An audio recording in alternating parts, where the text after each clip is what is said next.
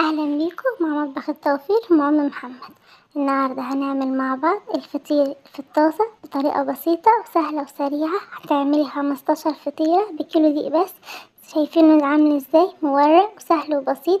حتى لو متعرفيش تعملي هتعمليه، طريقته سهلة وبسيطة. هتعمليه على الغدا، وصفة سهلة وبسيطة وكمان اقتصادية. يلا نشوف هنعمل ايه مع بعض، يلا بينا.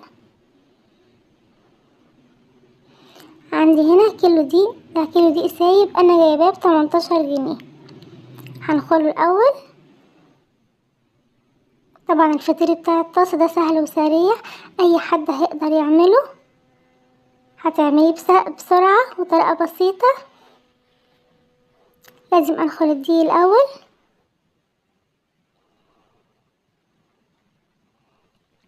بعد ما نخلت الدقيق حط عليه 3 معالق سكر كبار. ممكن تقللي كمية السكر لو متحبوش مسكر، ورشة ملح، وقلبهم مع بعض كويس. طبعا عجينة الفطير سهلة وبسيطة مفيهاش خميرة ولا حاجة. تعجن بمية عادية من الحنفية وعجنه بالمية.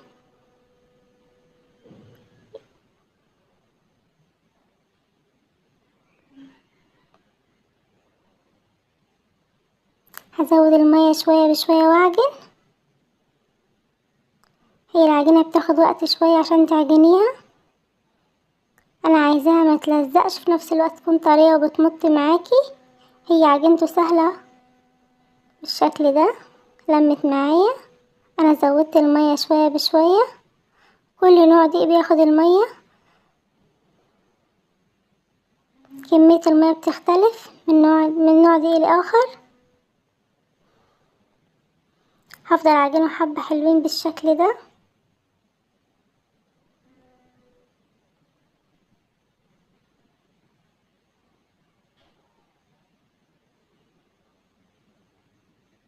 بعد ما عجنتها بالشكل ده هسيبها ترتاح حوالي نص ساعة. شايفين شكلها عامل ازاي؟ هي بتمط بس ما بتلزقش. بعد ما سبتها حوالي نص ساعة ارتاحت، ده شكلها بتمط. هشكلها لكور صغيرة. انا عايزة حجم الفطيرة يكون صغير عشان هسويه على البوتاجاز. هكورها بالشكل ده وارصهم في صينية انا دهنها زيت.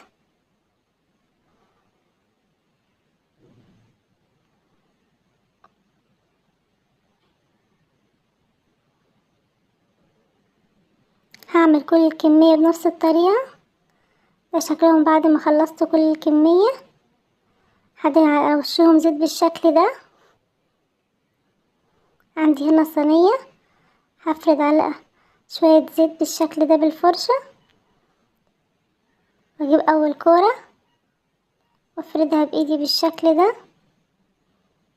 طبعا طريقة الفرد دي سهلة وبسيطة.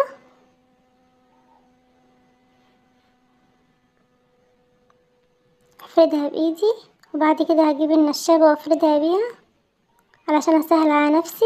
هي بتتفرد سهلة وبسيطة، بس اي حد مبتدئ هيعرف يعمله.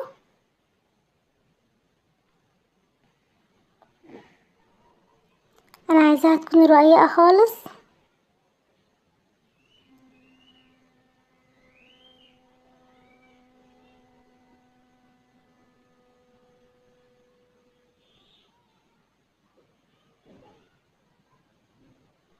انا فردتها بالشكل ده.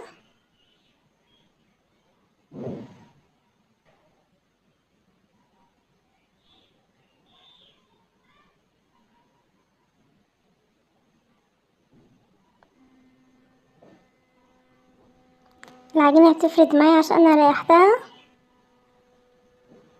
عندي هنا ده سمنة سايحة. هدينها طبقة بسيطة من السمنة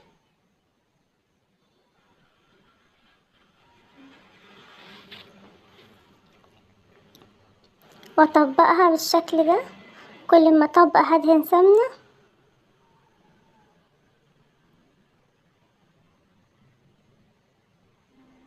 بالشكل ده. اطبق الجزء التاني، اعملها على شكل مربع او مستطيل صغير. بعد ما طبقتها بالشكل ده هركنها واسيبها ترتاح. هفرد كمان واحدة معاكم بالشكل ده ونفس الطريقة.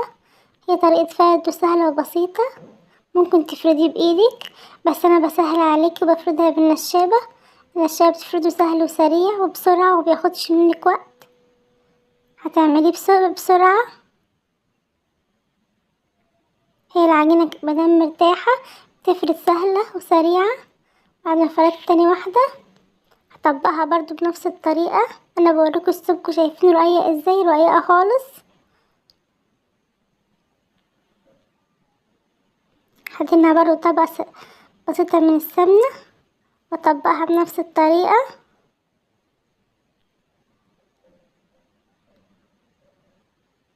اتني الجناب وافرد سمنة.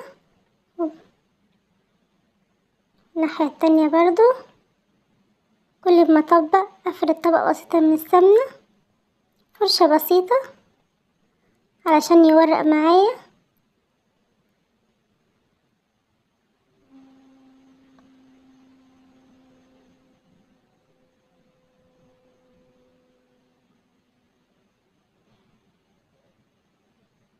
بالشكل ده لحد ما اخلص كل الكمية.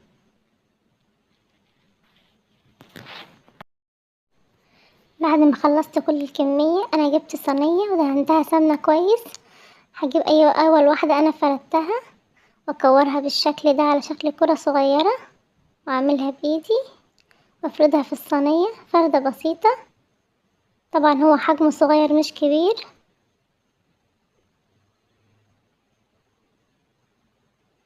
افرد بالشكل ده.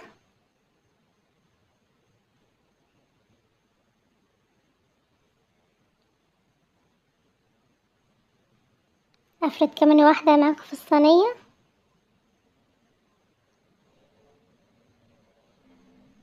افردها بايدي.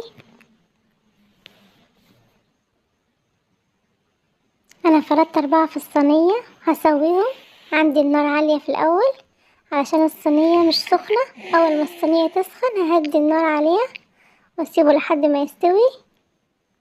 مش محتاج طاسة تيفال تسوي فيها، الصينية الألمونيا هتنفع معاكي. هدهنه سمنة من على الوش بالشكل ده.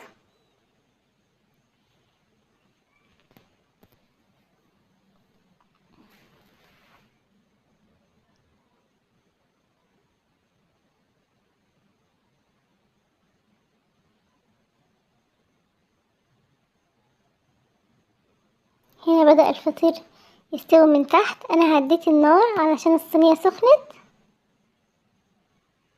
شكله بدأ يرتفع بالشكل ده ويستوي. حركه بالشكل ده. ما تخافيش مش هيلزق منك، دهين الصينية سمنة كويس هو مش هيلزق. اول واحدة استوت معايا من تحت هقلبها على الناحية التانية بالشكل ده. انا بحركه بسهولة هو مش هيلزق ولا حاجة. دي لسه ما استوتش. خلاص بدأ يستوي. هو بياخدش وقت، بيستوي بسرعة. اول واحدة استوت معايا طلعها على الصينية. خلاص كله بدأ يستوي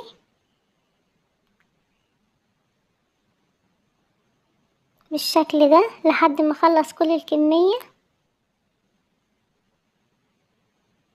ده شكل ما خلصت كل الكمية. ما شاء الله كيلو دقيق عمل معايا كمية كبيرة. سهل وسريع ومبياخدش وقت وكمان موفر واقتصادي. هتعملي الغدا مع حتة جبنة شوية عسل. غدا سهل وسريع على قد ايديكي وطريقة بسيطة. اتمنى تجربوه، تشتركوا في القناة وتنوروني.